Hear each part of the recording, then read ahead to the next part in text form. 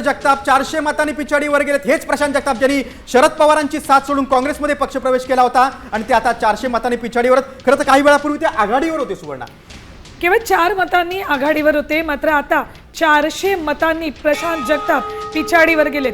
दोन्ही राष्ट्रवादी काँग्रेस एकत्र आले, त्यामुळे प्रशांत जगताप नाराज होते आणि त्यांनी पक्ष सोडला, काँग्रेसमध्ये गेले आणि आता तब्बल 400 मतांनी पिछाडीवर। खरं तर 400 मतं ही म्हणजे मोठा आकडा आहे हा। अगदी बरोबर। माजी महापौर राहिलेले आहेत प्रशांत जगताप आणि त्यांनीच आता निवडणूक लढवण्याचा निर्णय घेतला होता, मात्र ते 400 मतांनी पिछाडीवर आहेत।